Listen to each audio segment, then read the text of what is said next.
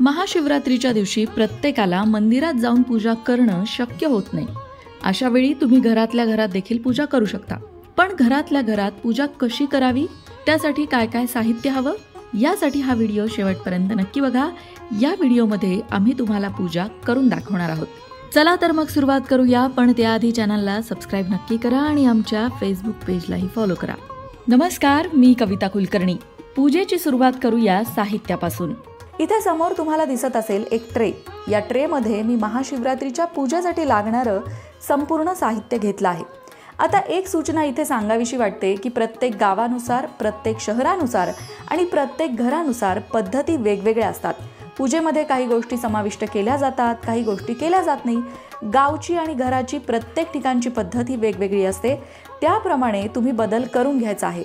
एक सर्वसाधारण पद्धत दाखवण्याचा इथे आम्ही प्रयत्न करणार आहोत. साहित्यामध्ये इथे घेतलं आहे पंचामृत, त्याचबरोबर कापसाची वस्त्रमाळ घेतलेली दिसते आहे. महादेवांची पूजा असल्यामुळे अर्थातच भस्म आहे. सगळ्यात महत्त्वाचं आहे महादेवांची ही छोटीशी पिंड मी घेतली आहे. तुमच्या देवघरामध्ये महादेवांची अशी छोटीशी पिंड असेल तर ती घ्यायची आहे. गुळ खोबऱ्याचा नैवेद्य घेतलेला आहे. तुपाचे निरांजन आहे. कापूर घेतलेला आहे. त्याचबरोबर शुद्ध पाणी घेतलंय आणि याबरोबरच गंगाजलही घेतलेलं आहे. ते मी या पाण्यामध्ये टाकून घेणार आहे, कारण महादेवांना गंगाजलाने अभिषेक करायचा असतो. त्याचबरोबर तुम्हाला इथं दिसत असतील हे पांढरे तांदूळ घेतलेले आहेत. पांढरे तांदूळ जे आहेत ते महादेवांसाठी घेतात. पांढरे तांदूळच महादेवांना अर्पण केले जातात. इथे महादेवांचा फोटो माता पार्वतीसोबत आणि गणपती बाप्पासोबत आहे. जरी तुमच्याकडे फोटो नसेल तरी काही हरकत नाही. तुम्ही महादेवांची पिंड सुपारी म्हणून गणपतीची स्थापना करू शकता आणि तुमच्या देवघरात जर अन्नपूर्णा माता असेल तर तिची सुद्धा पूजा करू शकता, कारण माता अन्नपूर्णा ही सुद्धा माता पार्वतीचंच रूप आहे. त्याचबरोबर माता पार्वतीला अर्पण करण्यासाठी घेतलेले आहेत सौभाग्य अलंकार. या प्रकारे सौभाग्य अलंकार तुम्हाला बाजारात विकतही मिळतील. त्याचबरोबर इथे तुम्हाला दिसत असेल चंदन. चंदनसुद्धा महादेवांना लावतात, त्यामुळे चंदनही घेतलेलं आहे. महादेवांना हळदी कुंकू वाहत नाहीत, तर महादेवांना भस्म आणि चंदनाचा लेप लावतात. त्याचबरोबर 5 प्रकारची फळं नैवेद्यासाठी घेतलेली आहेत. तुम्हाला जी फळं मिळतील ती तुम्ही घ्यायची आहेत. या प्रकारे साहित्याची जमवाजमव झाल्यानंतर आपण सुरुवात करणार आहोत महादेवांच्या महाशिवरात्रीच्या पूजेला. मित्रांनो, मी काय काय तयारी केली आहे ती तयारी तुम्हाला एकदा दाखवते. इथे एक चौरंग मांडलाय. त्या चौरंगावर पांढरे वस्त्र टाकून घेतले आहे. त्याचबरोबर समई प्रज्वलित करून घेतलेली आहे आणि रांगोळी काढून घेतलेली आहे. ही प्राथमिक तयारी मी केली आहे. आता आपण पूजेला सुरुवात करूया. मंडळी, कुठल्याही पूजेला गणेश पूजेने सुरुवात केली जाते, म्हणूनच आपण ही सुपारी गणपती म्हणून पूजणार आहोत. त्यासाठी या सुपारीला सगळ्यात आधी आपण अभिषेक घालणार आहोत. अभिषेक घालताना ओम गण गणपतये नमः, ओम गण गणपतये नमः, ओम गण गणपतये नमः असा मंत्राचा जप करणार आहोत. त्याचबरोबर पंचामृताने देखील अभिषेक घालणार आहोत. ओम गण गणपतये नमः, ओम गण गणपतये नमः, ओम गण गणपतये नमः. पुन्हा एकदा शुद्ध पाण्याने अभिषेक घालणार आहोत. ओम गण गणपतये नमः, ओम गण गणपतये नमः, ओम गण गणपतये नमः, ओम गण गणपतये नमः. या प्रकारे गणपती बाप्पाला अभिषेक घातल्यानंतर गणपती बाप्पाची विड्याच्या पानांवर स्थापना करणार आहोत. ओम गण गणपतये नमः, ओम गण गणपतये नमः. आता गणपती बाप्पाची इथे विड्याच्या पानांवर स्थापना केल्यानंतर गणपती बाप्पाला हळद, कुंकू आणि अक्षदा अर्पण करणार आहोत. त्याचबरोबर एक लाल फुलही वाळणार आहोत. आता महादेवांच्या पिंडीला अभिषेक घालणार आहोत. चला तर मग सुरुवात करूया. ओम नमः शिवाय, ओम नमः शिवाय, ओम नमः शिवाय. मी मगाशी म्हटल्याप्रमाणे पाण्यामध्ये गंगाजल टाकून घेतलेलं आहे. ओम नमः शिवाय. पंचामृताने महादेवांना अभिषेक घातला असता सर्व शारीरिक आधिव्याधी दूर होतात, तसंच आर्थिक चिंताही मिटतात. ओम नमः शिवाय. म्हणून महादेवांना पंचामृताने अभिषेक घालण्याचं महत्त्व आहे. पुन्हा एकदा शुद्ध पाण्याने अभिषेक घालणार आहोत. ओम नमः शिवाय, ओम नमः शिवाय, ओम नमः शिवाय, ओम नमः शिवाय. महादेवांच्या पिंडीवर अभिषेक घालताना महादेवांची पिंड कशी ठेवावी हा एक प्रश्न असतो.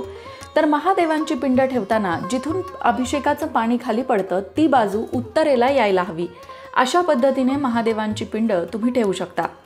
महादेवांच्या पिंडीला अभिषेक घातल्यानंतर या प्रकारे स्वच्छ तामण घ्यायचं आहे आणि त्यावर महादेवांची पिंड स्थापित करायची आहे। आता महादेवांची पिंड जी आपण इथे स्थापित केली आहे त्या महादेवांच्या पिंडीची पूजा आपण करणार आहोत। मी मगाशी म्हटलं तसं महादेवांना हळदी कुंकू वाहत नाही, तर त्यांना चंदन लावलं जातं, त्याचबरोबर भस्म देखील लावलं जातं। आपण इथे चंदन लावून घेणार आहोत। त्याचबरोबर भस्म देखील महादेवांच्या पिंडीला आपण लावणार आहोत।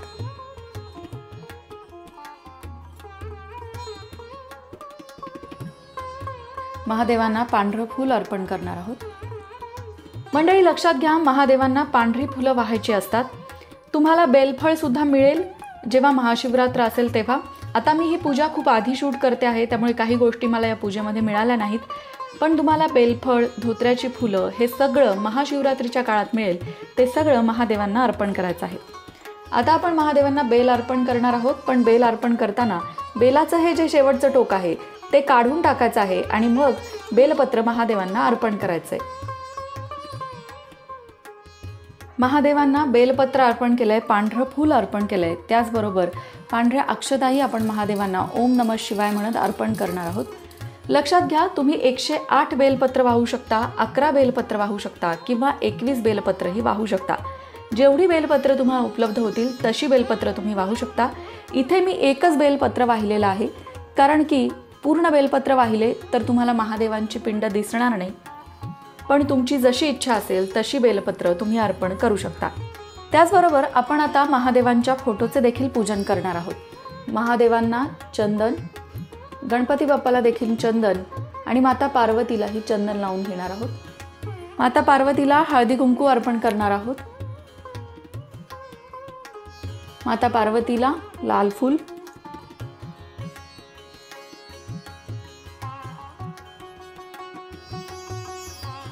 त्याचबरोबर महादेवांच्या पिंडीला आपण पांढरी वस्त्रमाळ अर्पण करणार आहोत। या प्रकारे महादेवांच्या फोटोचे सुद्धा पूजन करणार आहोत। त्यानंतर आता आपण धूप, दीप आणि नैवेद्याकडे वळणार आहोत, पण त्याआधी आपण माता पार्वतीसाठी जे सौभाग्य अलंकार घेतले होते ते माता पार्वतीला अर्पण करणार आहोत। नैवेद्य दाखवण्यासाठी इथे पाण्याचं मंडल करून घेणार आहोत। गुळ खोबऱ्याचा नैवेद्य गणपती बाप्पाला आणि पंचामृत तसंच 5 फळांचा नैवेद्य महादेवांना। नैवेद्यम समर्पयामी, नैवेद्यम समर्पयामी। या प्रकारे 3 वेळा पाणी फिरवून शेवटी पाणी डोळ्याला लावणार आहोत।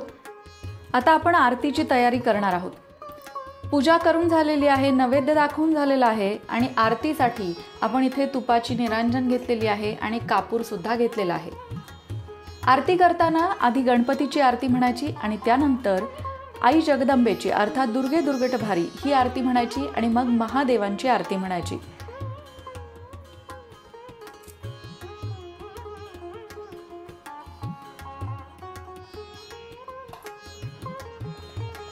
त्यानंतर कापुराने सुद्धा ओवाळायचं आहे।